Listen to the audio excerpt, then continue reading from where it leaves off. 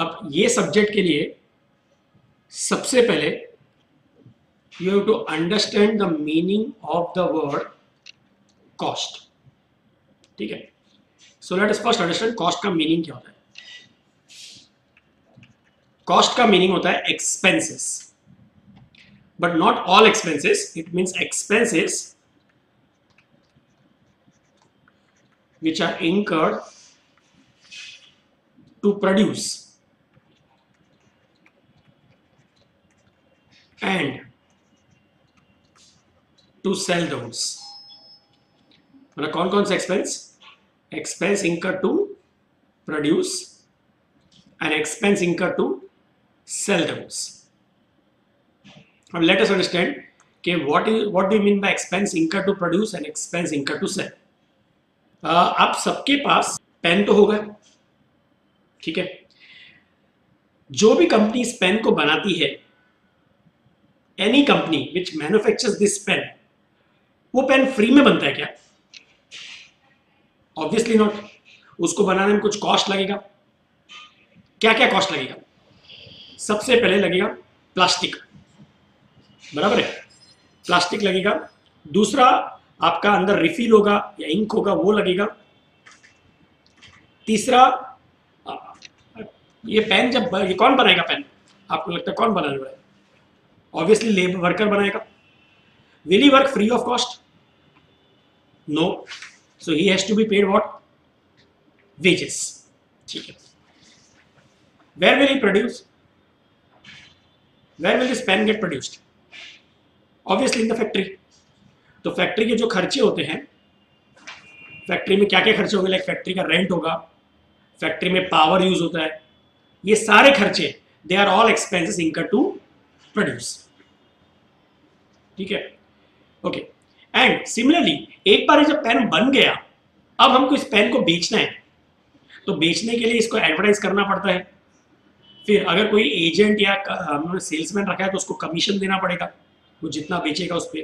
तो ये जो है एडवर्टाइजमेंट कॉस्ट या आप समझो सेल्समैन कमीशन कॉस्ट, ये हमारा एक्सपेंस इनकर्ड टू प्रोड्यूस है कि एक्सपेंस इनकर्ड टू सेल है? What do you feel? क्या लगता है आप लोगों को? सो कॉस्टिंग जो सब्जेक्ट है, इसमें सिर्फ वही कॉस्ट आते हैं जो एक्सपेंस इनकर्ड टू प्रोड्यूस है and expense incurred to sell है। It automatically means any expense which is neither to produce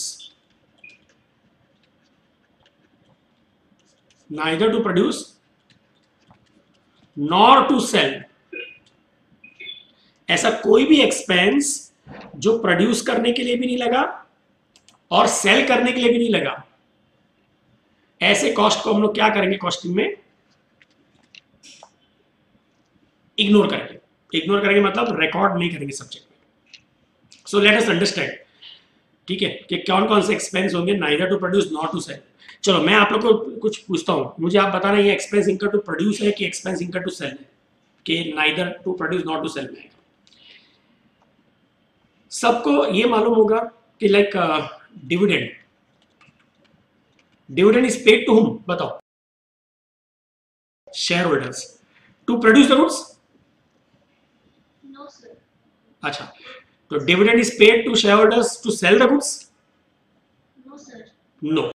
so dividend is neither to produce not to sell. तो डिविडेंड को हम लोग क्या करेंगे सब्जेक्ट में? इग्नोर करेंगे। ये समझा आप लोग को? सिमिलरली दूसरा एग्जांपल लेते हैं। चलो लेट्स से हमारी कंपनी है जो कार बना रही, समझो our company is Maruti Suzuki, so we manufacture car, ठीक है। एंड लेट अस से हमने 10,000 रुपीज एक हॉस्पिटल में डोनेट किया। हमारी कंपनी ने 10,000 रुपीज डोनेट किया हॉस्पिटल में। Is that donation given to produce the car? No. Is that donation given to sell the car? No. So donation again it is neither to produce not to sell. तो donation भी क्या होगा? Ignore. तो आप लोग के दो example समझ में है। तो सबसे पहले मुझे देखो एमसीक्यू कैसे आ सकते हैं। एमसीक्यू, ये एमसीक्यू पेपर है, this is an MCQ paper. So again MCQ में आपको, जैसे आपको ईटी का तो एक्सपीरियंस होगा, ये फाउंडेशन का भी है ईटी का, कि 4 ऑप्शंस होंगे, एक राइट आंसर को टिक करना है, बट यहाँ पे नेगेटिव मार्किंग होती है। सो नेगेटिव मार्किंग मतलब अगर आपका 1 मार्क का क्वेश्चन है और अगर राइट गया तो 1 मार्क मिल जाएगा, और अगर एक क्वेश्चन रॉन्ग गया तो आपका -0.25 मार्क्स होगा। ये नेगेटिव मार्किंग होता है, ये एग्जीक्यूटिव में होता है, ईईटी या फाउंडेशन में नहीं था, सिर्फ एमसीक्यू वाले सब्जेक्ट में। हाँ, 4 क्वेश्चन रॉन्ग हुए तो -1, 4 क्वेश्चन राइट हुए तो +4। तो अब इसमें ना समझो एक एमसीक्यू ऐसा आ सकता है, costing includes, this option A, expense to produce, expense to sell, all expenses, expense to produce and to sell। बताओ राइट आंसर कौन सा होगा? Yes, D. ये क्यों नहीं होगा बताओ? सी क्यों नहीं होगा? जैसे अभी हमने ये देखा डिविडेंड पेड, डोनेशन, ये आपके पीएनएल में डेबिट साइड आता है कि क्रेडिट साइड आता है? ये एक्सपेंस की साइड आता है, डोनेशन, डिविडेंड, ये सब एक्सपेंस की साइड आता है, लेकिन ये कॉस्टिंग में आता है क्या? रिकॉर्ड होता है?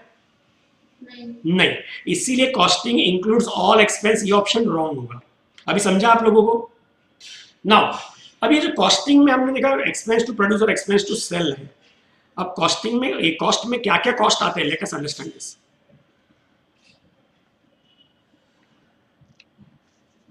ठीक है, जो भी कॉस्ट होते हैं वो 2 पार्ट में डिवाइड होते हैं, एक होता है डायरेक्ट कॉस्ट और दूसरा होता है इनडायरेक्ट कॉस्ट। डायरेक्ट कॉस्ट का मीनिंग क्या होता है? Let us understand. Direct cost का मतलब होता है cost which can be directly identified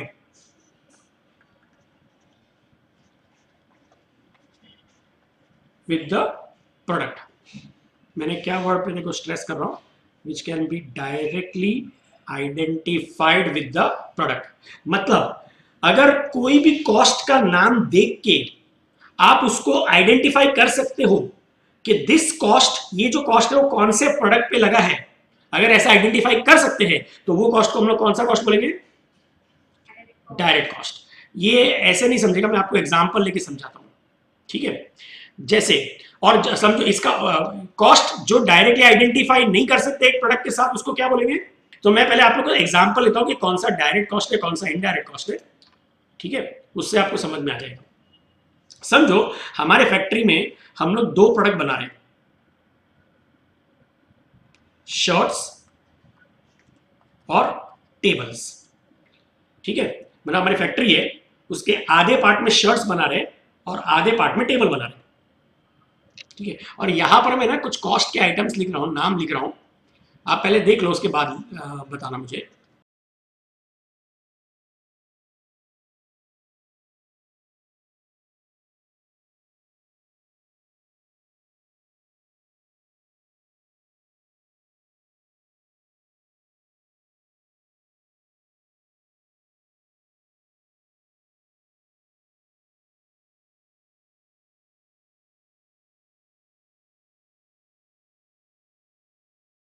चलो मैंने इतने सारे नाम लिखे, ठीक है? हमारे प्रोडक्ट कौन कौन से हैं? Shirts and tables. एक एक करके बताओ। क्लॉथ, मेरे को खाली ये बताओ, क्लॉथ किसी एक प्रोडक्ट के साथ आइडेंटिफाई कर सकते हो? ये मैंने आपको बताया कि आपने खुद ने आइडेंटिफाई किया, तो you can directly identify cloth with shirt, तो it is which cost? Direct. अच्छा, amount paid to tailor, amount paid to carpenter, ये भी आप लोगों ने खुद ने आइडेंटिफाई किया कि मैंने बताया आप लोग को? बस, तो ये डायरेक्टली आइडेंटिफाई कर लिया, तो ये direct cost. Fashion designer fees, interior decorator fees, तो ये सब कौन से कॉस्ट हो गए? अब मुझे बताओ, फैक्ट्री का रेंट शर्ट के लिए कि टेबल के लिए? दोनों के लिए, बट किसी एक के साथ आइडेंटिफाई कर सकते हो क्या? नहीं, तो ऐसे कॉस्ट को हम लोग क्या बोलेंगे? Indirect cost. अब समझ में आया आप लोग को अच्छे से? पावर, अब ये फैक्ट्री के अंदर पावर यूज होगा, तो शर्ट के लिए लगा है कि टेबल के लिए? दोनों के लिए लगा है, तो ये कौन सा कॉस्ट हो गया? Indirect. So I hope the examples are very much clear to you. What is direct, what is indirect? तो चलो मुझे बताओ इनडायरेक्ट कॉस्ट का डेफिनेशन बताओ. Yes, which cannot be directly identified with the product. बराबर है? Can I say this? अच्छा, अब मुझे बताओ, कैन आई से ये जो फैक्ट्री रेंट और ये पावर है, ये कौन से कॉस्ट है? इनडायरेक्ट. कैन आई से ये कॉस्ट एक प्रोडक्ट पे नहीं, जॉइंटली लगा है सारे प्रोडक्ट्स पे? तो कैन आई से indirect cost is also joint cost? बोल सकता हूं मैं? हाँ, अगर एक ही चीज बन रही है तो वो जॉइंटली किसी और प्रोडक्ट पे लग ही नहीं रहा, तो सारे कॉस्ट उसी प्रोडक्ट के साथ आइडेंटिफाई कर सकते हो, तो सब डायरेक्ट हो जाएगा. यस, तो यहाँ पे कहने से cost which can not be directly identified with the product because it is jointly incurred for all the products. Can I say this? तो अब सबसे पहले अपने अपने नोटबुक्स निकालिए.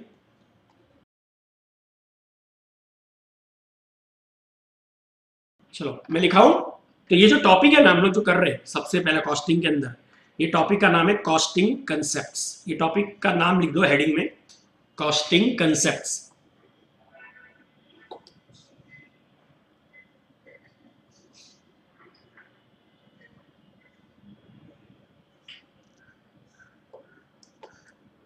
लिखा सबने हेडिंग? हाँ. अभी आप लोग क्या करोगे, ये डेफिनेशन लिखो. सबसे पहला डेफिनेशन कॉस्ट,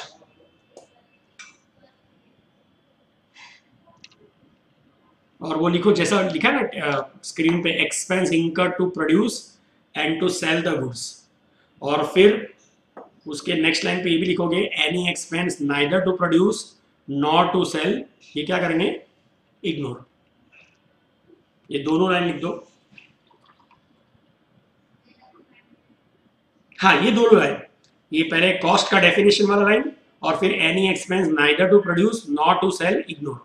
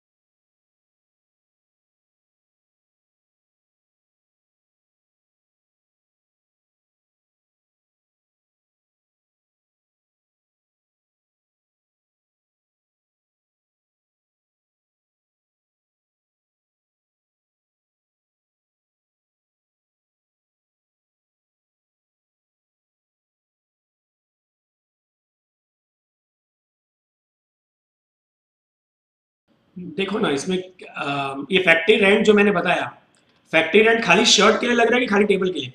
अच्छा, पावर खाली शर्ट के लिए कि खाली टेबल के लिए? तो दोनों के लिए लग रहा है, मतलब जॉइंटली लग रहा है ना, तो जॉइंट कॉस्ट. समझा?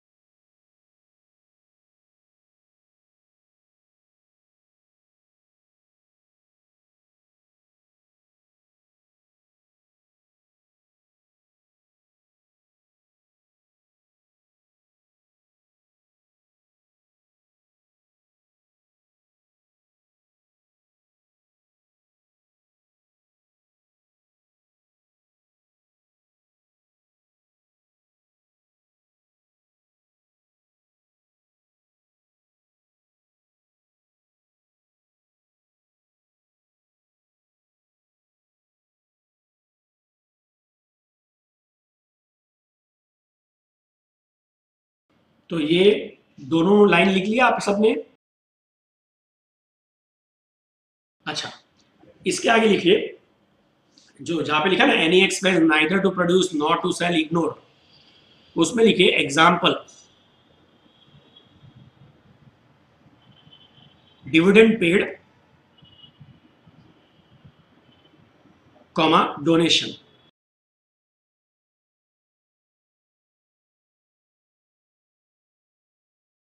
लिख लिया सबने इतना? फिर इसके बाद है ना, अब ये जो चार्ट बनाया ना, कॉस्ट ऐसा एरो करके, डायरेक्ट कॉस्ट, इनडायरेक्ट कॉस्ट, है ना, ये चार्ट बना दो। ये एग्जाम्पल लिखने की जरूरत नहीं है, सबने लिख लिया? अच्छा, और है ना उसी के आगे और लिख दो, जहां पे लिखा है jointly incurred for all the products, और उसके आगे continue, it is also called as joint cost.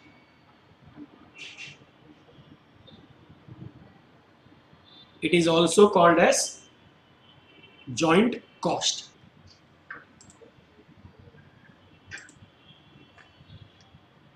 लिख लिया सबने? ओके,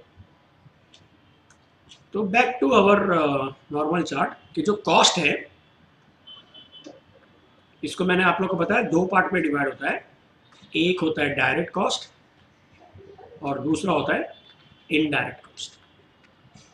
अच्छा, अभी ये जो डायरेक्ट कॉस्ट है ना, इसका ऑल्टरनेटिव नेम, मतलब ये समझने के लिए इजी है डायरेक्ट और इनडायरेक्ट, लेकिन एमसीक्यू पेपर है ना, तो कुछ भी आ सकता है MCQ.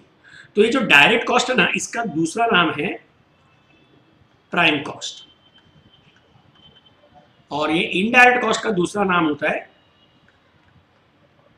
Overheads. So direct cost is also called as prime cost, indirect cost is also called as overheads या जॉइंट कॉस्ट। जॉइंट कॉस्ट मैंने आप लोग को लिखवाया है, बराबर है? अभी ये जो डायरेक्ट कॉस्ट है ना, इसके अंदर भी तीन पार्ट में डिवाइड होता है। एक होता है ये डी, मतलब डायरेक्ट है, डायरेक्ट मटेरियल, डायरेक्ट मटेरियल, या इसको बोलते हैं रॉ मटेरियल कंज्यूम्ड। ये मैं पूरा एक्सप्लेन करूंगा। दूसरा होता है डायरेक्ट वेजेस, या इसका नाम है मैन्युफैक्चरिंग वेजेस, और तीसरा नाम है डायरेक्ट एक्सपेंसेस और चार्जेबल एक्सपेंसेस। ठीक है, अब लेट अस अंडरस्टैंड कि ये तीन कॉस्ट डायरेक्ट कॉस्ट क्यों होते हैं। ठीक है, अब मुझे बताओ, ये जो मैंने एग्जांपल इधर लिया है शर्ट्स टेबल में, कौन कौन सा एग्जांपल लिया? Cloth, wood, amount to tailor and amount to carpenter और फैशन डिजाइनर फीस और interior decorator fees. So you tell me, are this the examples of direct cost के indirect cost? They are all examples of direct cost. ठीक है, now you tell me, shirt के लिए cloth क्या होता है? Raw material. वैसे table के लिए वुड क्या होता है? अच्छा, इज दिस डायरेक्ट कॉस्ट और not? Can you directly identify cloth with shirt, would with table? तो मेरा फर्स्ट डायरेक्ट कॉस्ट क्या हो गया? Raw material. तो देखो मैंने इधर क्या लिखा है, रॉ मटेरियल लिखा है, रॉ मटेरियल कंज्यूम, या इसका दूसरा नाम क्या है? Direct material. अच्छा, अब मुझे बताओ, who is tailor for a shirt? मतलब समझो मेरी फैक्ट्री है, मैं इसका ओनर हूं, और मैंने शर्ट्स बनाने के लिए टेलर को अपॉइंट किया है, टेबल बनाने के लिए कारपेंटर को अपॉइंट किया। सो दे आर माई वर्कर्स या लेबर। अच्छा, will they work free of cost? तो हमको इनको क्या देना पड़ेगा? वेजेस। क्यों दे रहा हूं वेजेस में इनको? क्योंकि वो मेरे लिए मैन्युफैक्चरिंग कर रहे हैं, बराबर है? सो कैन आई से, ये जो इनको अमाउंट पे कर रहा हूं, it is the wages paid to manufacture. So can I call this as a manufacturing wages? So amount to tailor is also manufacturing wages, amount to carpenter is also manufacturing wages. Can you identify this with the product? तो ये मेरा second direct cost हो गया manufacturing wages, या दूसरा नाम क्या है? Direct wages. ये समझा सबको? इधर में किसी को कोई डाउट है?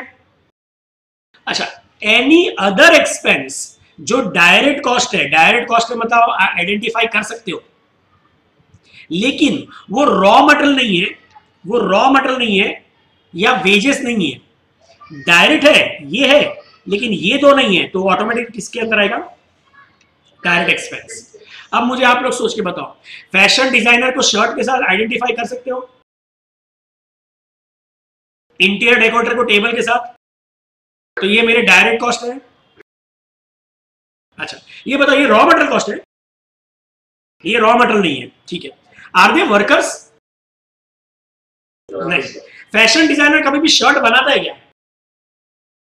नहीं, वो शर्ट नहीं बनाता है। वो क्या करता है, वो सिर्फ डिजाइन ड्रॉ करेगा और उसके जो मतलब ऑर्गेनाइजेशन में उसके पास जो टेलर काम करते होंगे उसको इंस्ट्रक्शन देगा कि भाई आप इस तरह का कपड़ा यूज करो और ऐसा शर्ट का डिजाइन, मतलब ऐसा डिजाइन का शर्ट बना के दो। बराबर है? यस। वो खुद कभी नहीं बनाता है। सिमिलरली, अच्छा समझो, आप लोगों ने सबने कभी ना कभी देखा होगा या अपने घर पे काम करवाया होगा, बराबर? तो कारपेंटर्स को अपने बुलाते हैं, एक इंटीरियर डेकोरेटर को समझो बुलाया, उसकी पूरी टीम आती है। इंटीरियर डेकोरेटर हम लोग को क्या देता है बताओ? वो खुद बैठ के टेबल ऐसा बनाने बैठेगा क्या? वो सिर्फ डिजाइन देता है। हम लोग को डिजाइन 5-6 डिजाइन दिखाएगा, हम लोग को जो अच्छा लगेगा वो डिजाइन जो पास कर दिया हमने, वो डिजाइन फिर बाद में अपने कारपेंटर को समझाएगा कि भाई देख ये मटेरियल यूज कर, ऐसा डिजाइन का तू पूरा फर्नीचर बना। बराबर है? So does the interior decorator himself manufactures table? No. तो इनको मैन्युफैक्चरिंग वेजेस भी नहीं मिलेगा। तो ना तो ये रॉ मटेरियल है, ना ये मैन्युफैक्चरिंग वेजेस है, बट ये डायरेक्टली आइडेंटिफाई हो रहा है प्रोडक्ट के साथ, तो वो कौन से हेड में जाएगा? डायरेक्ट एक्सपेंस या chargeable expense. I hope the examples are very much clear to all of you. अच्छा, किसी को कोई डाउट है? ओके, तो can I go to the next point इसी के अंदर? अच्छा, अब मैं डायरेक्ट एक्सपेंस का एक और एग्जांपल लेता हूं जिससे और क्लियर हो जाएगा कि डायरेक्ट एक्सपेंस के अंदर क्या क्या आता है। ठीक है, अब समझो जैसे हम लोग शर्ट्स बना रहे हैं, हम लोग टेबल बना रहे हैं, ठीक है। मैं ना एक और प्रोडक्ट बना रहा हूं हमारे ऑर्गेनाइजेशन में, समझो कार बना रहे हैं। तो बताओ, स्टील और ग्लास ये क्या होगा? कार बनाने के लिए स्टील भी यूज होता है और ग्लास भी यूज होता है, तो they are the raw material. अच्छा, amount paid to automobile engineer, हाँ, तो ये शर्ट्स के साथ आएगा कि टेबल के साथ आएगा कि कार के साथ आएगा? तो अमाउंट टू ऑटोमोबाइल इंजीनियर। ठीक है, अब मुझे बताओ, समझो ऐसा लिखा है, royalty paid to Maruti Suzuki. मतलब क्या होता है? पहले तो मुझे बताओ, चलो ये रॉयल्टी वर्ड सुना है सबने? सबको मालूम है रॉयल्टी क्या होता है? चलो मुझे बताओ, एक जन भी बताओ, रॉयल्टी का मीनिंग क्या होता है? रॉयल्टी का मीनिंग, जैसे फॉर एग्जांपल आपने ये देखा होगा कोई भी मॉल में, जैसे मैकडॉनल्ड्स का ऐसा साइन होता है ना, एम, ये देखा होगा ना साइन, ये मैकडॉनल्ड्स का साइन है, बराबर है? अब मैकडॉनल्ड्स यूएस कंपनी है, इंडिया में उसने एक जैसे एक फ्रेंचाइजी ने उसका राइट्स लेके रखा है। तो जैसे वेस्टर्न रीजन का एक कंपनी ने राइट्स लेके रखा है, उसका नाम है वेस्ट लाइफ डेवलपमेंट। पूरे वेस्टर्न रीजन ऑफ इंडिया, मतलब इंक्लूडिंग महाराष्ट्र बोलो, गुजरात बोलो, देन कर्नाटका पार्ट थोड़ा सा, मतलब ये सब चीज जो है ना, इन सब का एक्सक्लूसिव वहां इस पूरे एरिया में, and even some part of Rajasthan, यहां पर मैकडॉनल्ड्स की फ्रेंचाइजी से वेस्ट लाइफ डेवलपमेंट ही ओपन कर सकती है। अब मुझे बताओ, मतलब ये ब्रांड ऐसा ही ये ब्रांड फ्री में यूज करने देगा मैकडॉनल्ड्स? क्यों? वो वेस्ट लाइफ को फायदा क्या है उस एम ब्रांड यूज करने का? उसके वजह से सेल होगा, वेल नोन ब्रांड है। अभी मैं आपको जैसे अगर समझो आपको मैकडॉनल्ड्स में जाते हो, या आपके पास एक ऑप्शन है, एक अनब्रांडेड बर्गर या एक मैकडॉनल्ड्स का बर्गर, आप किसका परचेस करना चाहोगे? बस ब्रांड है तो आपको एक ट्रस्ट आता है कि नहीं, ये क्वालिटी प्रोडक्ट होगा और we will be getting the worth of our money, बराबर है? तो उस नाम की वजह से पब्लिक आती है। अगर उसने अपने नाम से चालू किया, समझो वो अपना लगता है रमेश बर्गर, उसमें कोई आएगा? नहीं, बराबर, ऐसा कोई नहीं आएगा। तो वो इस नाम के लिए पब्लिक पैसा देने को तैयार है, तो उसके बदले वो अपना गुडविल दे रहा है, ये सब दे रहा है, उसके बदले कुछ तो अमाउंट लेगा कि नहीं? उस अमाउंट को क्या बोलते हैं? रॉयल्टी। तो समझो ऐसे ही हमारी कंपनी कार बना रही है और हम लोग है ना मारुति कंपनी की एक कोई भी लीडिंग कार का डिजाइन है ना एज इट इज कॉपी करना चाहते हैं, as it is copy. Will Maruti company allow this? तो अगर हम लोग को उसका परमिशन चाहिए, वो फ्री में देंगे क्या? So we have to pay them what? Royalty. तो समझो क्वेश्चन में ऐसा दिया, royalty paid to Maruti Suzuki. अब पहले तो बताओ, आप आइडेंटिफाई कर सकते हो इसको शर्ट्स के साथ, के टेबल के साथ, के कार के साथ? किसके साथ? तो आप ये आइडेंटिफाई कर सकते हो, तो मतलब ये डायरेक्ट कॉस्ट है कि इनडायरेक्ट कॉस्ट है? डायरेक्ट कॉस्ट है। अब मुझे बताइए, रॉयल्टी रॉ मटेरियल है क्या? ये क्या वेजेस दी है क्या, मैन्युफैक्चरिंग वेजेस? तो ये फर्स्ट में नहीं आएगा, सेकंड में नहीं आएगा, तो ऑटोमेटिकली किधर आएगा? डायरेक्ट एक्सपेंस में। I hope the example is clear to all of you. तो जैसे, हाँ, तो इसका एग्जांपल मैंने इधर लिखा रॉयल्टी, ठीक है। अभी ये जो डायरेक्ट मटेरियल या रॉ मटेरियल कंज्यूम्ड है, इसको डिराइव करने का एक इक्वेशन है, वो पहले समझेंगे और उसके बाद हम लोग ये सब लिखेंगे, ठीक है। तो मैं एक एग्जांपल लेता हूं, इससे आप लोग मुझे बताओ। समझो ओपनिंग रॉ मटेरियल हमारे फैक्ट्री में, हमारे पास 100 केजी रॉ मटेरियल था, हम लोग ने साल भर में 1000 केजीज और परचेज किया, और लास्ट डे हमारे गोडाउन में 200 केजी रॉ मटेरियल बच गया, क्लोजिंग। सो अगर मैं आप लोगों को पूछूं मेरा रॉ मटेरियल कितना यूज हुआ या कितना कंज्यूम हुआ, बता सकते हो आप लोग? 900, बराबर आंसर। क्या सबको ऐड किया आप लोग ने? तो किसको ऐड किया, किसको माइनस किया? क्लोजिंग को माइनस किया और ये दोनों को ऐड किया और क्लोजिंग को माइनस किया, बराबर है। तो ये आ गया 900 केजीज। तो लॉजिकली बराबर है, 100 केजी मेरे पास पहले से था, मैंने 1000 और परचेस कर लिया, तो मेरे पास 1100 हो गई। 1100 में से 200 बच गया, अभी भी मेरे पास है, तो मैंने मशीन में यूज कितना किया? 900, ठीक है। तो अब मैं अगर पूछता हूं आप लोग को कि ये रॉ मटेरियल कंज्यूम का इक्वेशन क्या है, इक्वेशन क्या हो गया, इसको देख के बता सकते हो ना equation? Opening raw material plus purchases minus closing raw material.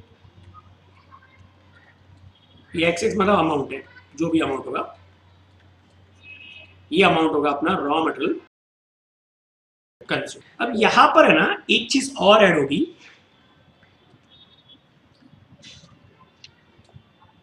Purchase related expenses. तो पहले तो हम लोग को ये समझना है परचेज रिलेटेड एक्सपेंस होता क्या है, और फिर दूसरा ये समझना है क्यों इसको ऐड कर रहे हैं, ठीक है। तो चलो देखते हैं एग्जांपल। सबने ये वर्ड सुना होगा,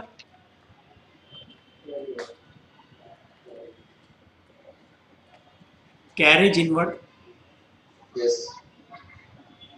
ये वर्ड सुना है सबने? चलो इसका मीनिंग कोई बता सकता है मुझे? ट्रांसपोर्ट चार्जेस, बराबर है, बट चलो ठीक है। तो मैं एक एग्जांपल लेके समझाता हूं, बराबर है आप लोग का एग्जांपल, लेकिन फिर भी मैं एक प्रॉपर एग्जांपल लेके बताता हूं।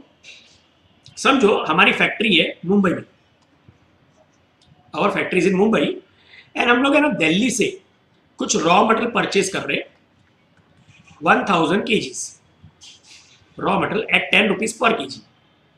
तो मेरा परचेज कॉस्ट हो जाएगा 10,000। अब मैंने इसको परचेज कहां से किया है? दिल्ली से, और मुझे इसको यूज कहां पे करना है? मुंबई में। तो दिल्ली से मुंबई लाना पड़ेगा। अगर मैं इसको समझो रेलवे के थ्रू मंगवा रहा हूं, तो will Indian railways deliver this raw material from Delhi to Mumbai free of cost? तो इसका उन लोग कुछ ट्रांसपोर्टेशन चार्जेस लेंगे? यस, ये जो ट्रांसपोर्टेशन चार्जेस है इसको खाली क्या बोलते हैं हम लोग? कैरेज। इसको कैरेज बोलते हैं। इनवर्ड है कि आउटवर्ड वो हमारे ऊपर डिपेंड होता है।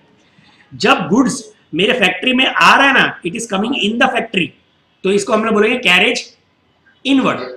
और जब ये मेरे फैक्ट्री से बाहर जाता है ना, तो तभी जो ट्रांसपोर्टेशन लगता है उसको क्या बोलते हैं? Carriage outward. सो अभी क्योंकि मेरे फैक्ट्री में आ रहा है तो इसको मैं कैरेज इनवर्ड बोलूंगा। तो समझो रेलवे इज चार्जिंग में 2 रुपीज पर केजी, तो मुझे रेलवे को कितना देना पड़ेगा? 2000 रुपीज बराबर। अब मुझे बताओ टोटल में जब ये रॉ मटेरियल मेरे फैक्ट्री पहुंचा, ये मुझे कितने रुपीज का पड़ रहा है? 12,000 रुपीज का पड़ रहा है। ये बराबर है। अब मुझे बताओ ये कैरेज इनवर्ड कह रहा है, इसे it is an expense incurred at the time of purchase, तो कह रहे हैं it is a purchase related expense. अब बताओ इस 2000 को मैंने इस 10,000 में क्या किया? तो देखो इसलिए परचेज रिलेटेड एक्सपेंस परचेज में क्या हो रहा है? ये एग्जांपल समझा आप लोग को? अच्छा, सिमिलरली समझो मैं है ना इसको रेलवेज के थ्रू नहीं ला रहा हूं, इसको है ना ट्रक पे लेके आ रहा हूं। ठीक है, ट्रक से लेके आ रहा हूं और वो ट्रक है ना समझो मुंबई के ये अपने बॉर्डर पे आ जाती है, तो वहां पे टोल नाका है, चेक नाका आता है, मालूम है सबको? तो वहां पर है ना ये ट्रक से सबको अभी तो नहीं होता है, पहले होता था, ऑक्ट्रॉय ड्यूटी देनी पड़ती थी। मालूम है ऑक्ट्रॉय ड्यूटी? कि जब भी आप मुंबई की टेरिटरी में आओ तो आपको उनको ऑक्ट्रॉय ड्यूटी देनी पड़ती थी। अभी ये सब निकल गया है, अभी सबके बदले एक ही टैक्स आ गया, जीएसटी। ठीक है, बट पहले ऑक्ट्रॉय अलग से देना पड़ता था। तो वो भी ऑक्ट्रॉय ड्यूटी का दे रहे जो है वो it is an expense incurred when the goods are purchased. तो वो भी कौन सा एक्सपेंस हो गया? Purchase related expense.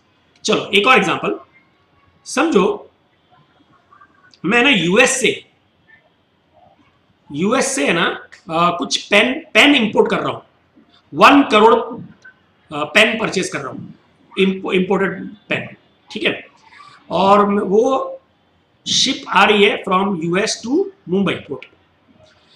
हर एक पेन को मैंने परचेज किया 10 रुपए की प्राइस पे, और यूएस से जो शिप आ रही है मुंबई में उसका जो ट्रांसपोर्टेशन चार्जेस होगा वो समझो है 2 रुपीज पर पेन। शिप ले रहा है 2 रुपीज पर पेन। अब बताओ यूएस से मुंबई आते आते अगर शिप में कुछ एक्सीडेंट हो गया या शिप डूब गई तो बहुत नुकसान हो जाएगा, तो हम लोग उसका क्या निकालेंगे? इंश्योरेंस। तो उसका इंश्योरेंस प्रीमियम देना पड़ेगा, समझो 1 रुपया पर पेन। अब मुझे बताओ ये जब शिप मुंबई पोर्ट पे पहुंचेगी तो वहां पे कस्टम्स ऑफिसर वेलकम करने के लिए रेडी रहेंगे। वो इस पेन को इंडिया में फ्रीली इंपोर्ट मतलब इंडिया में आने देंगे? तो हम लोग को क्या भरना पड़ेगा? Custom duty. अब कस्टम ड्यूटी भी 2 टाइप की होती है, इंपोर्ट ड्यूटी और एक्सपोर्ट ड्यूटी। इस केस में कौन सी ड्यूटी भरनी पड़ेगी? Import duty. तो समझो इंपोर्ट ड्यूटी हमने पे किया 2 रुपीज पर पेन, इंपोर्ट ड्यूटी दिया, कस्टम्स ऑफिसर अभी इस गुड्स को इंडिया में फ्री एंटर करने देंगे, हम लोग इसको लेके आ गए हमारे फैक्ट्री में। बताओ हमको एक एक पेन कितने का पड़ा? 15 रुपीज का पड़ा। Yes correct. इस 15 रुपीज में मेरा परचेस प्राइस कितना है? परचेस प्राइस तो 10 ही रुपये है, तो बाकी ये सब कॉस्ट है वो क्या है? So they are my expense incurred at the time of purchase. So ये 2 + 1 + 2 ये सब जो है ना ये मेरे कौन से कॉस्ट हो गए? Purchase related expense. और ये मैं परचेज में क्या करूंगा इनको भी? तो आप लोगों को सबको समझा, अभी परचेज रिलेटेड एक्सपेंस का मीनिंग समझा सबको? और उसको क्यों ऐड कर रहे परचेस में, ये समझ में आया? ग्रेट, ये समझ में आया सबको? अच्छा, अभी आप लोग है ना ऐसा करो, लिखो कॉस्ट, ये ऐसा चार्ट मत बनाओ, ऐसा मत बनाओ, सीधा ना लिखो, क्या लिखोगे? डायरेक्ट कॉस्ट ऑब्लिक क्या नाम लिखोगे? Prime cost. और ये चार्ट बना दो, इतना चार्ट।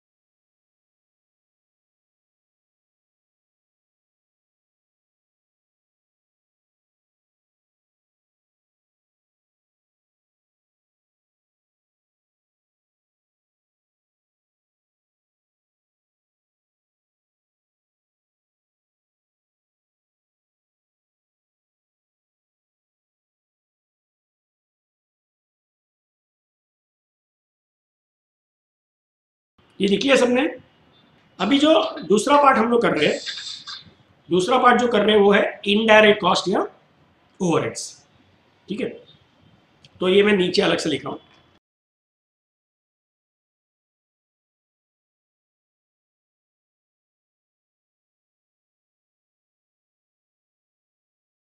इसको भी है ना 3 पार्ट में डिवाइड करते हैं।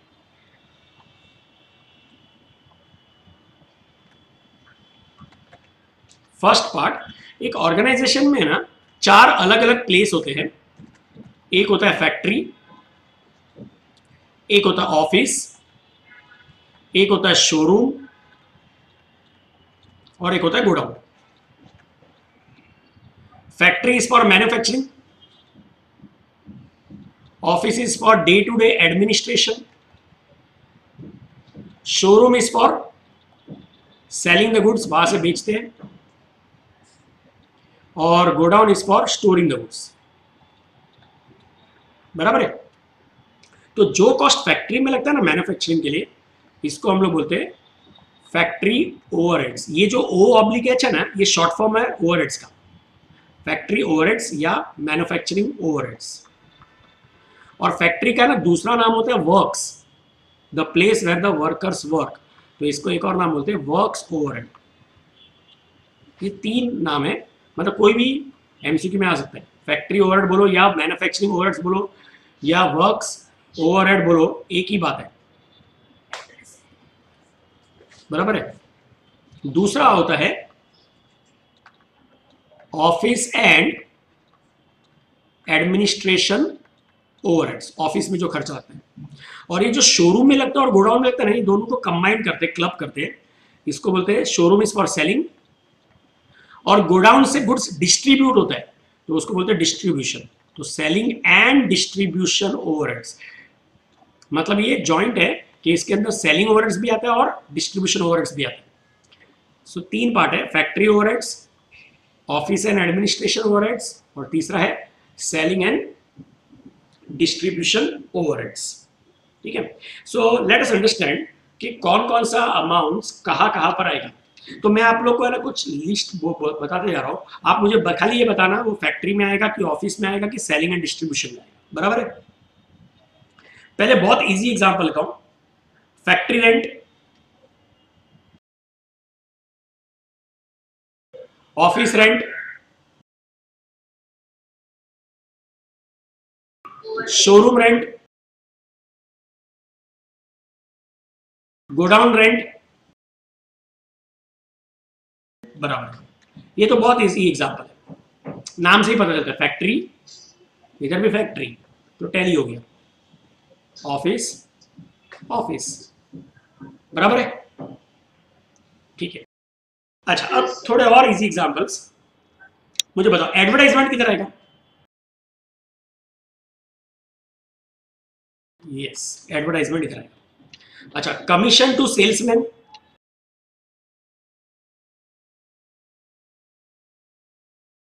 ओके, बराबर, सेल्स कमीशन। अच्छा, अकाउंटेंट सैलरी,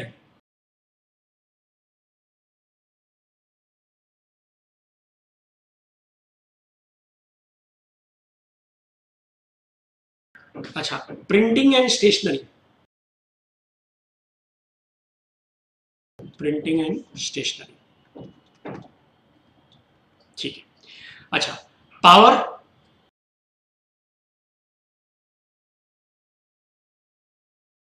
चलो ये तो क्लियर हो गया। अब मैं बोलता हूं depreciation on plant and machinery, बराबर है। डेप्रिसिएशन ऑफ कंप्यूटर्स, बराबर है। Depreciation of delivery van, delivery van is for distribution, तो इधर आएगा। चलो ये तो बहुत इजी एग्जांपल्स दे लिए।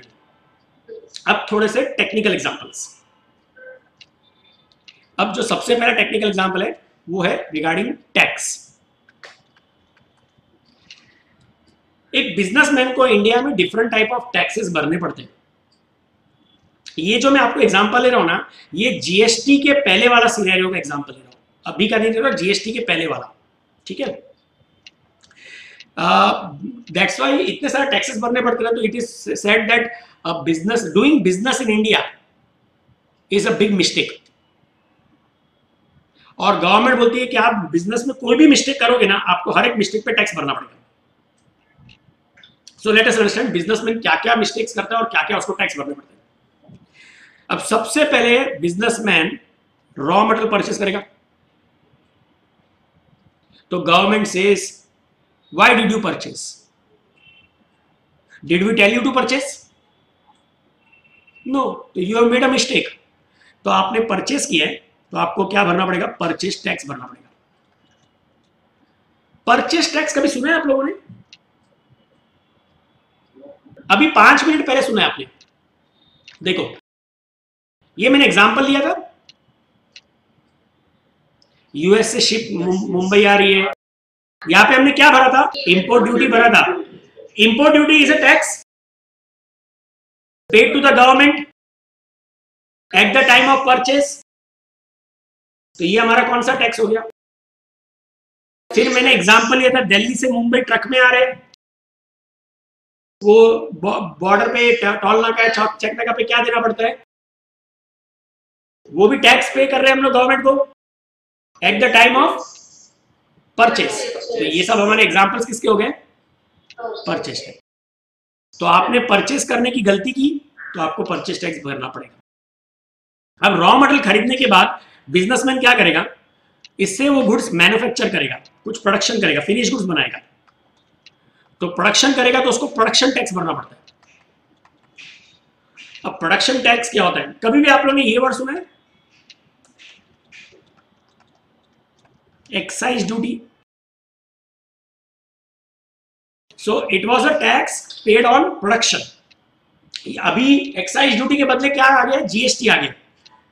बट पहले जब तक ये जीएसटी अलग से नहीं था ना, तो प्रोडक्शन के वक्त अलग से टैक्स भरना पड़ता था, जिसको बोलते थे एक्साइज ड्यूटी। फिर प्रोडक्शन करने के बाद बिजनेसमैन वो क्या करेगा? ऑब्वियसली उसको बेचेगा, सेल करेगा। तो वो तीसरी गलती उसकी, क्यों बेचा? तो उसको कौन सा टैक्स भरना पड़ता था? सेल्स टैक्स भरना पड़ता था। और ये सब गलती करने के बाद अगर वो गलती से कुछ कमा लेता था, ये उसकी सबसे बड़ी गलती, तो इस पे उसको क्या भरना पड़ता था? प्रॉफिट पे इनकम टैक्स। ये सुना है सब लोगों ने? आप लोगों ने, आपने इनकम कमाया इसलिए इनकम टैक्स। तो हर एक मिस्टेक पे आपको डिफरेंट डिफरेंट टैक्सेस भरने पड़ते थे, ठीक है। तो अभी एक एक करके मुझे बताओ, परचेस टैक्स किधर आएगा? कौन से हेड में आएगा?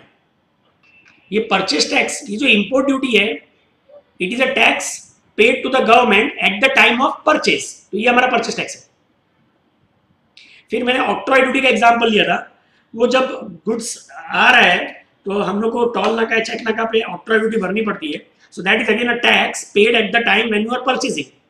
सो ये भी किसका एग्जांपल हो गया, परचेस टैक्स।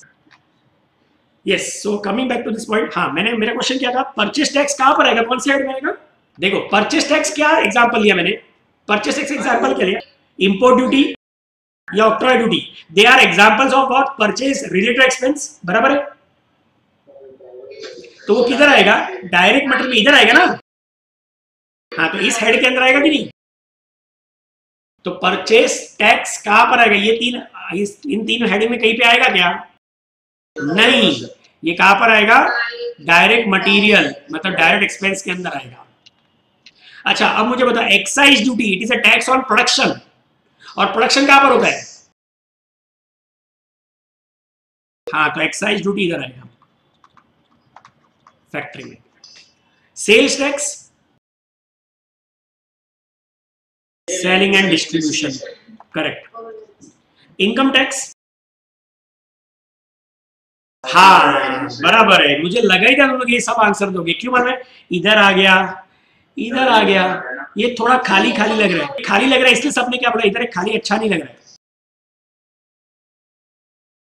नहीं, इनकम टैक्स आएगा ही नहीं, रिकॉर्ड नहीं होगा, क्यों? लेक्चर स्टार्ट होने के वक्त मैंने क्या बताया था? यस, अब मुझे बताओ, is income tax paid to produce the goods, is income tax paid to sell the goods? नहीं, तो इसको क्या करेंगे हम लोग, हाँ तो नया पॉइंट करते हुए पुराना वाला नहीं भूलना है अपने को, बराबर। अब अच्छा मुझे चलो ये बताओ, एक्साइज ड्यूटी कौन सा टैक्स है? हाँ तो excise duty is a tax to produce, मतलब it is an expense to produce, तो वो आना चाहिए कि नहीं, आना चाहिए। अच्छा कौन सा टैक्स सेल करते हुए भरते हैं, सेल्स टैक्स, बराबर है। इनकम टैक्स प्रोड्यूस करने के लिए भरते हैं कि सेल करने के लिए? तो ही जरूरी है प्रॉफिट होगा, तो समझो मैंने 100 रुपए में कुछ गुड्स बनाया, ठीक है, बना दिया, और अचानक मार्केट में उसका प्राइस क्रैश हो गया। अब मुझे बताओ, पहले तो 100 रुपए में गुड्स बनाया, मैंने प्रोडक्शन किया, तो मुझे एक्साइज ड्यूटी भरना पड़ेगा। अच्छा फिर मैंने ना मार्केट में प्राइस बहुत क्रैश हो गया, मैंने कैसे भी सोचा कि चलो 90 रुपए से बेच दिया, सेल करने पे सेल टैक्स भरना पड़ेगा। अच्छा अभी इनकम टैक्स भरना पड़ेगा, क्यों? इनकम हुआ ही नहीं, सो मुझे बताओ इनकम टैक्स प्रोडक्शन करते हुए भरा कि सेल करते हुए भरा? हाँ, so is this income tax an expense to produce your goods? Is this income tax an expense to sell your goods? So it is neither to produce nor to sell.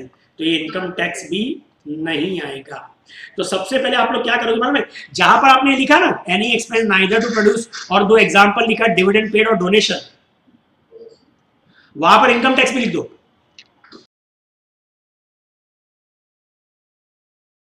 Purchase क्यों किया था बताओ, आपने purchase import क्यों किया था? हाँ तो वो प्रोडक्शन करने के लिए किया ना, तो it is an expense to produce.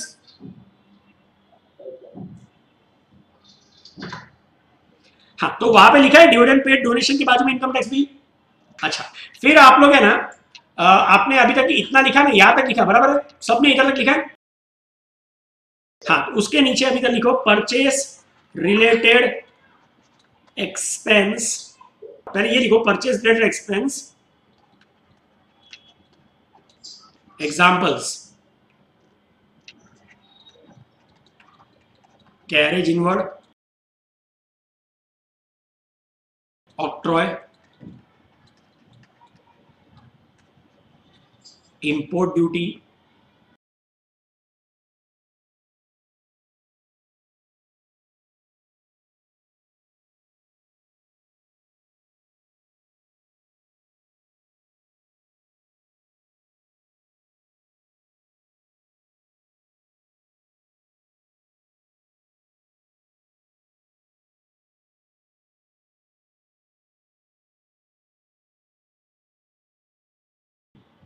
लिखा है एग्जाम्पल सब?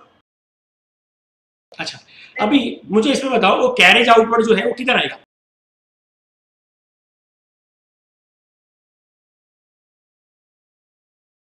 बराबर। चलो अभी है ना, मैं एक दो एग्जांपल और लेता हूं, उसके बाद हम लोग ये लिखेंगे, ठीक है? चलो थोड़ा सा टेक्निकल एग्जांपल लूं। ये सब तो क्या है, कभी ना कभी सुना हुआ है, इसलिए अपने को थोड़ा बहुत आइडिया हो जाता है। अभी जो मैं टेक्निकल एग्जांपल लूंगा ना, जब तक इनका मीनिंग नहीं मालूम होगा ना, you will not be able to understand कि कौन से हेड में जाएगा। चलो बताओ कहां पर जाएगा? गया? हाँ बस यही है ना, कि जब तक इनका, ये ऐसे एग्जांपल, जब तक इनका मीनिंग नहीं मालूम होगा, अपने को यही नहीं पता चलेगा कहां पर आएगा। तो किसी को भी हॉलेज का मीनिंग मालूम है क्या? तो हॉलेज का मतलब होता है ट्रांसपोर्टेशन कॉस्ट, लेकिन कहां का मालूम है? फैक्ट्री के अंदर का ट्रांसपोर्टेशन कॉस्ट, फैक्ट्री के अंदर। मतलब क्या? अब जैसे मैं एग्जांपल लेता हूं, रिलायंस पेट्रोलियम, इसका जो ये प्लांट है, जो फैक्ट्री बोलते हैं हम लोग, ये जामनगर गुजरात में है। ये वर्ल्ड का, पूरे वर्ल्ड का सबसे बड़ा ग्रास रूट ऑयल रिफाइनरी है पूरे वर्ल्ड का। ये इतने बड़े एरिया में स्प्रेड है, मतलब आप समझो उसका जो एरिया है ना, वो इतने बड़ा, और इतना बड़ा इन्वेस्टमेंट है रिलायंस का, मतलब they have invested more than 70,000 crore rupees in this project, इतना रुपीस इन्वेस्ट किया। अब लेकिन उसका एक ड्रॉबैक है, बस उस बाकी कुछ नहीं है, कि है ना, जामनगर जो गुजरात में है ना, इट इज, जामनगर गुजरात पाकिस्तान से एकदम बाजू में है। ये तो पता होगा ना आपको, गुजरात और पाकिस्तान का बॉर्डर बॉर्डर है ना, मतलब जॉइंट, मतलब मिलता है, वो तो पता होगा सबको। तो it is very close to Pakistan.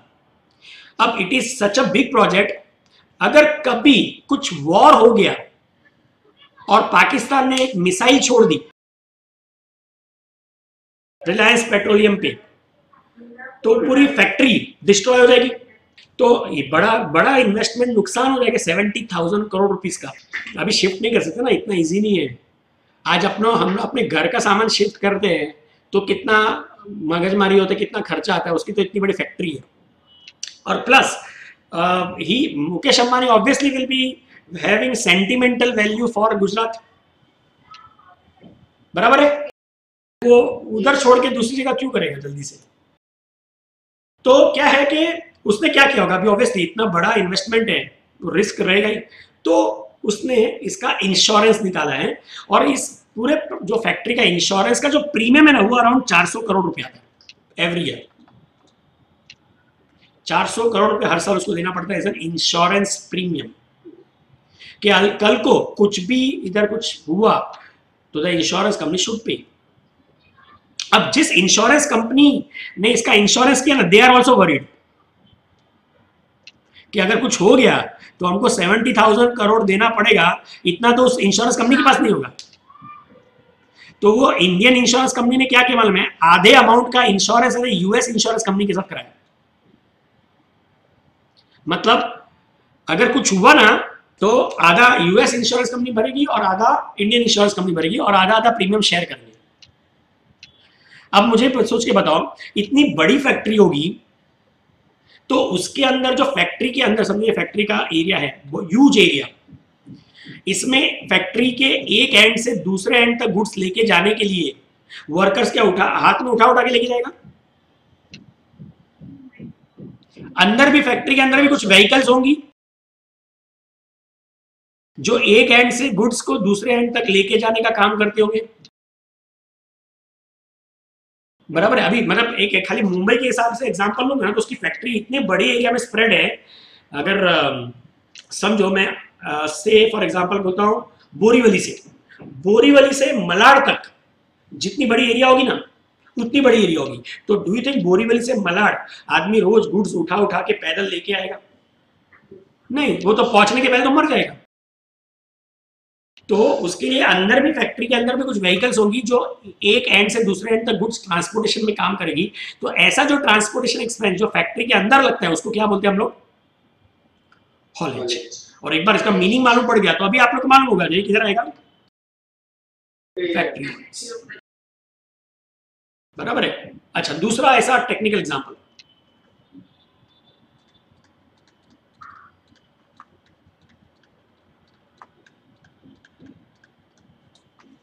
मैंने क्या लिखा है? Counting house salary. चलो बताओ, काउंटिंग का मतलब होता है अकाउंटिंग। काउंटिंग का मतलब होता है accounting, that house where accounts are kept. And where is the accounts kept? Office. तो ये कहां पर आएगा? ऑफिस ओवरहेड्स में। बट इसका मीनिंग, इसका नाम अकाउंटिंग हाउस सैलरी नहीं है, इसका मीनिंग, नाम क्या है? काउंटिंग। नहीं, अकाउंटिंग तो, काउंटिंग का मीनिंग अकाउंटिंग है, लेकिन नाम तो सिर्फ उसका क्या आता है? Counting house. अच्छा, एक और,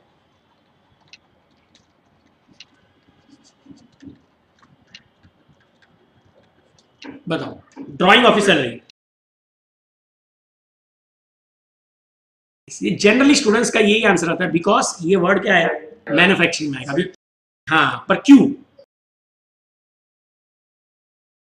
नहीं, बता दो, ये किस में यूज होता है, मतलब कहां पर लगता है? ये ऑटोमोबाइल कंपनी, मतलब जो मारुति सुजुकी, ह्युंडई, फोर्ड, ये सब जो कंपनीज होती है ना, इनमें लगता है। क्या होता है बताता हूँ। जब भी समझो, आज फॉर एग्जांपल मारुति कंपनी, मैंने कोई भी कंपनी होगी ऑटोमोबाइल, उनको हर साल देखो ऑलमोस्ट न्यू मॉडल लॉन्च करते हो, बराबर है? तो वो जो मॉडल का ड्राइंग, उनके यहाँ पे डिजाइन बनाने वाला जो ड्राइंग करने वाला होगा, अब बताओ उन लोग क्या, अगर समझो डायरेक्टर बोलते हैं कि अपने को है ना एक अभी स्पोर्ट्स यूटिलिटी एसयूवी अपने को लॉन्च करनी है, तो डिजाइनर्स को बुलाएंगे, बोले एक अच्छी से डिजाइन बना के दिखाओ। नाउ डू यू थिंक उन लोग एक ही डिजाइन बनाएंगे और वही पास हो जाएगा? नहीं, तो उन लोगों को कई डिजाइन बनाने पड़ते हैं। अच्छा, डू यू थिंक उन लोगों को पेपर पेंसिल ये यूज करके बनाना पड़ता है? नहीं, उनको है ना वो सॉफ्टवेयर पे बनाना पड़ता है, ऑटोकैड। ये सुना होगा आपने, या बता दो ऑटोकैड किधर आता है? मतलब आप लोग कोई भी नया बिल्डर जब प्रोजेक्ट बनाता है, कोई भी, मतलब उसका वो लोग क्या भूमि पूजन करते हैं, मतलब समझा भूमि पूजन? हाँ, तो वहां पर तो बिल्डिंग बनाई नहीं होती है, लेकिन फिर भी आधे से ज्यादा उन लोगों का स्टॉक बिक जाता है। उन लोग क्या करते हैं? उन लोग है ना 3D डिजाइनिंग मॉडल दिखाते हैं कि देखो ऐसी हमारी बिल्डिंग लगेगी, ये स्विमिंग, हाँ ये स्विमिंग पूल होगा इधर, ये देखो कितने टेरेस फ्लैट है, इधर बैल्कनी में आप खड़े हो, देखो हाथ हिला रहे हो, दिख रहा है? तो ऐसा बताएगा, देखो वो चौथे वाले पे आप खड़े हो, हाथ हिला रहे हो अपने बच्चे को, अरे कितना मजा आ रहा है ना? वो ऐसा सब दिखा के अपने आपको अपने वो फ्लैट बेच देता है। तो वो जो डिजाइन होती है ना, वो ऑटोकैड डिजाइन होती है। वही चीज है ना इसमें ऑटोमोबाइल में भी यूज होती है। तो उसमें कई डिजाइन बनाने पड़ते हैं, उसमें से एक डिजाइन अप्रूव होगा, तो because they are drawing, they are getting that salary. अब उन लोग काम कहां पे करेंगे? ये ऑब्वियसली उन लोग, ये जो ड्राइंग की डिजाइन है वो फैक्ट्री में काम करेंगे कि ऑफिस में काम करेंगे? पर उनका जो काम कर रहे हैं वो फैक्ट्री का काम कर रहे हैं कि ऑफिस का काम कर रहे हैं? वो डिजाइन यूज कहां पर होने वाली है? डिजाइन ऑफिस में यूज होने वाली है कि फैक्ट्री में? हाँ, so are they doing an office work के फैक्ट्री वर्क? हाँ, तो इधर आएगा। अभी समझा सबको? हाँ, they are sitting in the office and drawing, but उनका जो काम है वो काम यूज ऑफिस में नहीं होने वाला है, उनका वो जो काम है फैक्ट्री में यूज होगा, इसलिए फैक्ट्री वर्ड्स में आएगा। ये आप लोगों को सबको समझा इतना? बराबर है, ठीक है। Now before you right it down, ठीक है, मैं आप लोगों को कुछ एक खाली शॉर्ट में पूछता हूँ या रिवाइज कराता हूँ, आप मुझे बताते हो। सबसे पहले बताओ, कॉस्टिंग में सारे एक्सपेंस आते हैं क्या? तो कौन से एक्सपेंस आते हैं? Expense to produce and expense to sell. Any expense which is neither to produce nor to sell, उसको क्या करने का? हाँ, example, dividend paid, donation, income tax, बराबर है? अच्छा, डायरेक्ट कॉस्ट का मीनिंग क्या होता है? मीनिंग, यस, जो आप डायरेक्टली आइडेंटिफाई कर सकते हो, और जो डायरेक्टली आइडेंटिफाई नहीं कर सकते हो ऐसे कॉस्ट को क्या बोलते हैं? उसका दो और नाम क्या है इनडायरेक्ट कॉस्ट का? जॉइंट कॉस्ट या ओवरहेड। अच्छा, डायरेक्ट कॉस्ट का दूसरा नाम क्या है? प्राइम कॉस्ट, बराबर है। डायरेक्ट कॉस्ट के अंदर कितने आइटम्स आते हैं? Direct material, direct wages, direct expense, बराबर। बताओ रॉयल्टी किस में आएगा? डायरेक्ट एक्सपेंस या chargeable expense. What is the equation of raw material consume? Opening raw material plus purchases plus purchase related expenses minus closing. ये समझ में आया इतना? हाँ, इनडायरेक्ट कॉस्ट के एग्जांपल्स क्लियर हो गए? अच्छा, अब मुझे आप लोग ये चलो बताओ, मैं ना बताओ जो परचेज रिलेटेड एक्सपेंसेस है, परचेज से रिलेटेड, वो किधर आएगा? इधर आएगा, परचेज रिलेटेड एक्सपेंस, बराबर है? हाँ, इधर। और जो सेल से रिलेटेड एक्सपेंस है वो किधर आएगा? Selling and distribution. So purchase से रिलेटेड वाले परचेज रिलेटेड एक्सपेंस में आएगा, सेल से रिलेटेड वाले सेलिंग एंड डिस्ट्रीब्यूशन में। ठीक है, अब मैं आपको है ना कुछ अमाउंट्स पूछता हूं, आप मुझे बताना ये लेफ्ट में परचेज वाले में आएगा कि सेल वाले में आएगा। ठीक है, बताओ परचेज टैक्स किधर आएगा? Sales tax. अच्छा, commission on purchases, commission on sales इधर आएगा, बराबर है? फिर समझो अगर मैं पूछता हूं इंपोर्ट ड्यूटी, एक्सपोर्ट ड्यूटी, अच्छा लोडिंग चार्जेस, अनलोडिंग चार्जेस। बस मुझे लगा ही था तुम लोग यही आंसर देने वाले हो, क्योंकि रिदम में जा रहा था ना, परचेज सेल, परचेज सेल, मस्त ऐसे म्यूजिक की तरफ बज रहा था, बराबर है? अब वापिस सोचो मैंने क्या बोला, लोडिंग चार्जेस बोला पहले। बताओ गुड्स ट्रक में लोड कब करते हैं? हाँ, यस, तो loading charges selling and distribution में आएगा, और अनलोडिंग चार्जेस किधर आएगा? हाँ,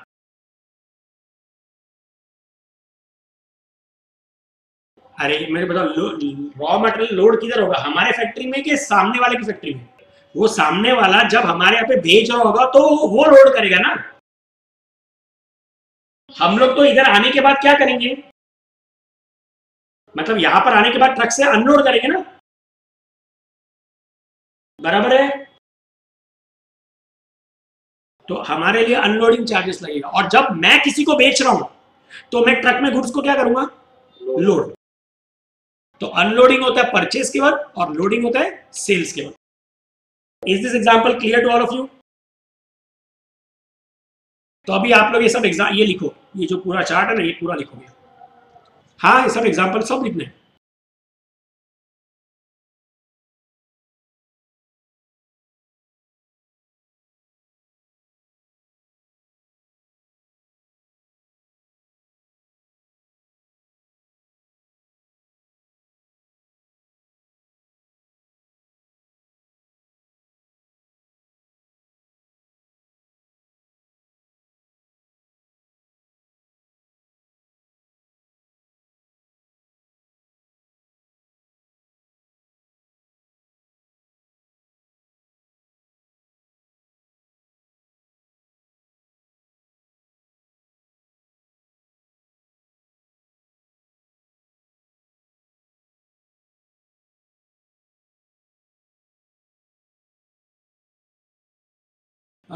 इंपोर्ट ड्यूटी जब हम लोग बाहर से परचेस करते हैं तब इंपोर्ट ड्यूटी लगती है, और ऑक्ट्रॉय ड्यूटी तो हम लोग का क्या होता है, इनसे डोमेस्टिक, जब ट्रक से इधर आ रहा है और वो टोल नाका है, चेक नाका पे ये भरना पड़ता है। अभी तो ऑक्ट्रॉय ड्यूटी भी बंद हो गई है, बिकॉज सबको हटा के एक ही टैक्स आ गया, जीएसटी। लेकिन इंपोर्ट ड्यूटी तो अभी भी एप्लीकेबल है। हाँ, ये सब एग्जाम्पल लिखना, ये जो है ना, हाँ बढ़ गया। देखो पहले क्या होता था कि साल भर में अप्रोक्सीमेटली जो भी ये इनडायरेक्ट टैक्सेस होते थे ना, जैसे एक्साइज ड्यूटी, सेल्स टैक्स, ये सब मिला के ऑक्ट्रॉय मिला के गवर्नमेंट को कुछ 9 या 10 लाख करोड़ रुपया आता था। अभी हर महीने का गवर्नमेंट को 1,05,000 से 1,10,000 करोड़ आता है। सो 13 से 14 लाख करोड़ आता है, फर्स्ट थिंग। दूसरा, पहले इंडिया टैक्स कलेक्ट करने के लिए जैसे सबके अलग अलग ऑफिसर्स होते थे, सेल्स का सेल्स टैक्स ऑफिसर, एक्साइज के एक्साइज ड्यूटी ऑफिसर्स, ऑक्ट्रॉय के ऑक्ट्रॉय ड्यूटी वाले, सब जो भी चेक नाका पे ऑफिसर्स, ऑक्ट्रॉय ऑफिसर्स, वो सब होते थे। तो गवर्नमेंट का सैलरी कॉस्ट से बहुत खर्चा लगता था। अब क्या हो गया, सीधा ये जीएसटी डिपार्टमेंट है, सीधा एक ऑफिस में बैठता है, एसी ऑफिस में बैठता है। एक ही आदमी सेल्स का भी देखता है, एक्साइज का भी देखता है, सब काम दिखता है। तो उनका, हाँ, तो सैलरी कॉस्ट 1/4 हो गया, गवर्नमेंट का 1/4 सैलरी कॉस्ट हो गया, और रेवेन्यू बढ़ गया। और क्या हो गया कि अभी टैक्स छुपाना, मतलब पहले क्या होता था, ब्लैक मनी है ना, काफी चलता था। अभी गवर्नमेंट ने उतने सारे लूपहोल्स को बंद कर दिया। अभी बिल्डर, ये सबको मालूम होगा, पहले अगर कोई भी फ्लैट खरीदते थे ना बिल्डर से भी, तो 50% ब्लैक 50% व्हाइट चलता था। 2 करोड़ का फ्लैट है, 1 करोड़ चेक में दो, 1 करोड़ कैश दो। आजकल कोई भी बिल्डर है ना, आपसे कैश नहीं लेगा। हाँ, तो ब्लैक मनी का कुछ काम ही नहीं है अभी, वेस्ट ऑफ मनी है वो, पेपर है खाली। तो इसके लिए क्या हो गया, अभी सब ऑफिशियल होने लगे ना, तो उतना टैक्सेस ज्यादा कलेक्ट हो रहा है, और ज्यादा टैक्स कलेक्ट होगा तो उतना गवर्नमेंट के पास ज्यादा पैसा आएगा, तो गवर्नमेंट है ना खर्चा कर सकती है इंफ्रास्ट्रक्चर पे। अभी देखो, हम लोग को सबको क्या चाहिए कि अपने पास रोड्स अमेरिका जैसे हो, बराबर है, लेकिन टैक्स अपने को भरना नहीं है। कहां से लाएगी गवर्नमेंट? यूएस में क्या होता है, यूएस में है ना टैक्स भरने का सिस्टम नहीं होता, कट के ही आता है। आपकी अगर जॉब कर रहे हो आप, समझो, और वहां पे टैक्स का रेट भी इंडिया से बहुत हाई है। अगर आप लोग को, सबको नॉर्मली क्या लगता है, इंडिया में बहुत ज्यादा टैक्सेस है। इंडिया में tax rate one of the lowest है। इंडिया में कंपनीज के ऊपर 25% टैक्स है, कंपनीज को 25% टैक्स है, और जो इंडिविजुअल में भी हाईएस्ट टैक्स है 30%। और अब मैं आकर सबको बता रहा हूँ, जर्मनी में हाईएस्ट टैक्स रेट क्या है, 60%। मतलब पर उन लोग क्या होता है, वहां पे समझो 100 रुपए में 60 रुपया टैक्स भर दिया जर्मनी में, ठीक है। लेकिन फिर इतना ज्यादा टैक्स भर रहा है तो गवर्नमेंट बाकी सारा खर्चा करती है। तो हॉस्पिटल का खर्चा गवर्नमेंट का, मतलब सीधा हॉस्पिटल में चले जाओ, इलाज कराओ, पैसा गवर्नमेंट से ले लेंगे। पर लेकिन टैक्स भी उतना भर रहे हैं ना। आज अगर मैं आप लोग को बोलूं, समझो आपकी इनकम 2 करोड़ रुपए है या 1 करोड़ है, चलो, और मैं बोलूं 60 लाख टैक्स भर दो ये, बराबर। अभी ये अगर समझो तो गवर्नमेंट बोलेगा फिर मैं क्यों रोड बनाऊं यार, बना लो अपना रोड, घर से लेकर है ना स्टेशन तक रोड बना लो। नहीं ना, एयरपोर्ट मैं क्यों करूं? एयरपोर्ट का जो टैक्स होता है ना, एयरपोर्ट एक्चुअली में ना सब लॉस मेकिंग है। गवर्नमेंट को आज की तारीख में अगर कोई भी प्राइवेट कंपनी बोलेगी ना तो हम एयरपोर्ट बनाने को तैयार है, तो गवर्नमेंट बोलेगी थैंक यू, आप बनाओ, आप टैक्स कलेक्ट करो। क्योंकि इसमें ये ह्यूज एक्सपेंडिचर, आपको मालूम है खाली मुंबई का जो इंटरनेशनल एयरपोर्ट है उसका बनाने का कॉस्ट कितना लगा है?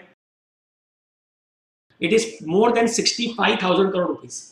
अब मुंबई से जो लोग ट्रैवल करते हैं, वो टिकट में ना कुछ 800 या 1,000 रुपया मुश्किल से टैक्स गवर्नमेंट हो जाता है, ये एयरपोर्ट टैक्स, ठीक है। मुंबई से साल के 3 करोड़ पैसेंजर्स जाते हैं, 3 करोड़ पैसेंजर्स इंटू 800 रुपया भी 1,000 रुपया करेक्ट दिया, चलो तो कितना आया गवर्नमेंट को? 3,000 करोड़। खर्चा कितना हुआ? 60,000 करोड़। मतलब ये जो एयरपोर्ट बनाने का खर्चा है उसको वसूल करने में 20 साल लग जाएंगे। अब अब मेरे को बताओ, आप ऐसा कोई बिजनेस करना चाहोगे कि आज जितना इन्वेस्ट करोगे 20 साल बाद तो खाली मुद्दल पैसा आएगा आपको? हाँ, तो गवर्नमेंट कर रही है ना।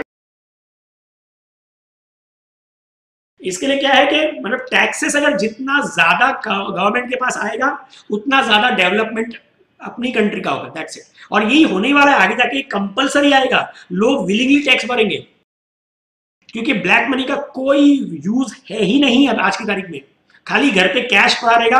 आज आपके पास 1 करोड़ ब्लैक मनी है, 10 साल बाद भी आप देखोगे कबड़ में वो 1 करोड़ ही रहेगा, बराबर है। तो ये लिख लिया सबने आप लोग ने?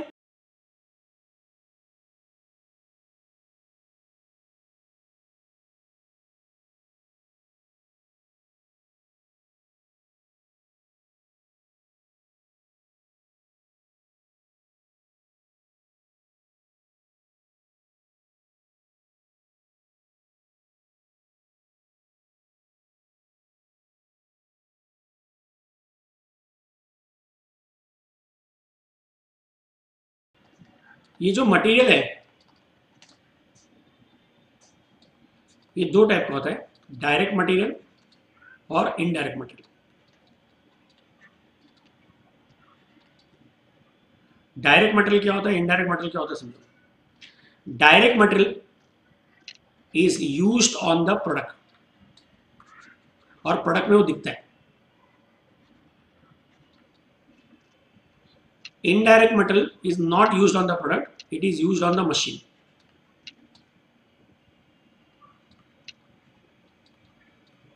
अब मुझे बताओ, शर्ट में क्लॉथ दिखता है, शर्ट में क्लॉथ दिखता है, टेबल में वुड दिखता है आप लोग को? हाँ, तो दे आर विच एग्जांपल्स?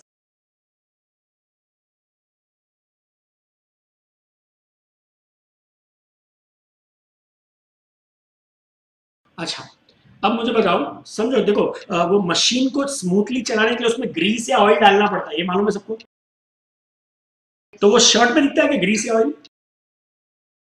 नहीं। टेबल पे दिखता है? वो उस प्रोडक्ट पे यूज नहीं किया, उसको बनाने वाली मशीन पे यूज किया, तो वो कौन सा मटेरियल हो गया?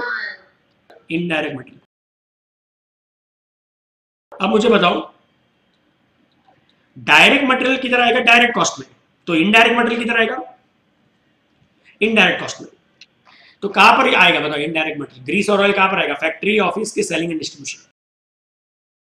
हाँ, फैक्ट्री में आएगा, क्योंकि ग्रीस और ऑयल मशीन पे यूज होती है, और मशीन होती कहां पर है? ये समझा सबको? ये लिख लो।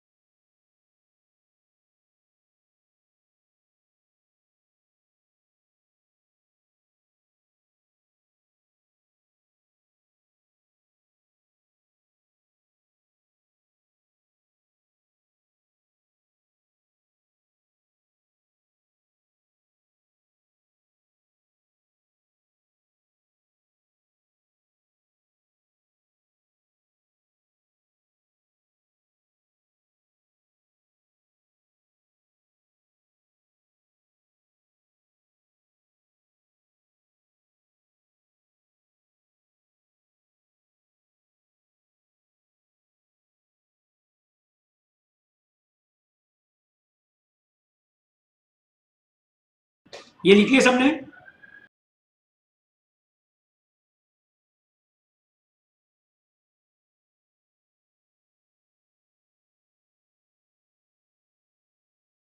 अच्छा, अभी ये last point,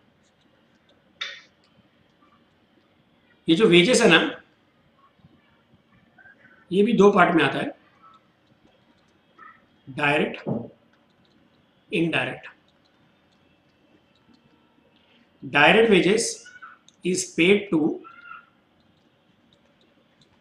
manufacturing worker, and indirect wages is paid to non manufacturing worker। अब मुझे बताओ, हमारे फैक्ट्री में शर्ट्स और टेबल बन रहा है, तो tailor is a manufacturing worker के नॉन मैन्युफैक्चरिंग वर्कर? और कारपेंटर भी? हाँ, तो इनको जो हम लोग पेमेंट करते हैं, because they are manufacturing workers को जो वेजेस देंगे उसको मैन्युफैक्चरिंग वेजेस बोलते हैं। और मैन्युफैक्चरिंग वेजेस का दूसरा नाम क्या होता है? Direct wages. देखो मैंने लिखवाया अभी, मैन्युफैक्चरिंग वेजेस का दूसरा नाम होता है डायरेक्ट। अब वैसे ही indirect wages is paid to non manufacturing workers. जैसे अगर मैं बोलूं फैक्ट्री वॉचमैन या फैक्ट्री सुपरवाइजर, मतलब सुपरवाइजर कभी भी मैन्युफैक्चर करता है क्या? वो खाली क्या करता है, वो सुपरवाइज करता है कि वर्कर्स काम कर रहे हैं कि नहीं, वो खुद नहीं बनाता। So he is a manufacturing worker के non manufacturing worker? Accountant manufacturing की नॉन मैन्युफैक्चरिंग? अकाउंटेंट कुछ बनाता थोड़ा है। फिर सेल्समैन मैन्युफैक्चरिंग के नॉन मैन्युफैक्चरिंग?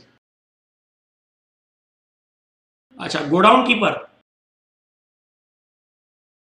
ये सब नॉन मैन्युफैक्चरिंग वर्कर्स है, बराबर है। अब इनको देंगे कहां पर आएगा बताओ, सुपरवाइजर कहां पे काम कर रहे हैं? हाँ, तो ये फैक्ट्री ओवरहेड्स में जाएगा। अकाउंटेंट, सेल्समैन को जो देंगे वो कहां पर जाएगा? हाँ, अब सेलिंग एंड डिस्ट्रीब्यूशन में भी मैं पूछूंगा कि सेलिंग ओवरहेड्स की डिस्ट्रीब्यूशन ओवरहेड्स?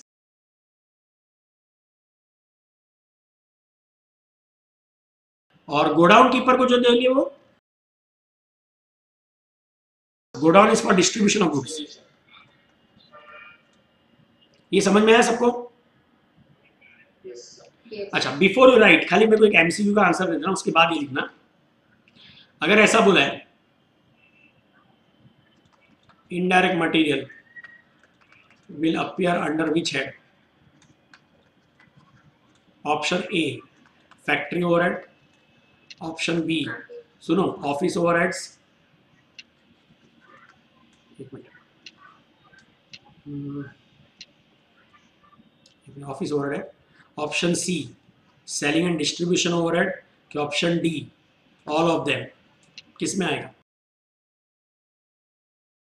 ऑप्शन ए आएगा, मतलब फैक्ट्री ओवरहेड, क्योंकि इनडायरेक्ट मटेरियल बोल रहा हूं मैं, इनडायरेक्ट मटेरियल, इनडायरेक्ट मटेरियल मतलब ग्रीस और ऑयल वाला, इसका ऑप्शन ए आएगा। लेकिन ये इनडायरेक्ट मटेरियल के बदले इनडायरेक्ट वेजेस होगा तो कहां पर आएगा?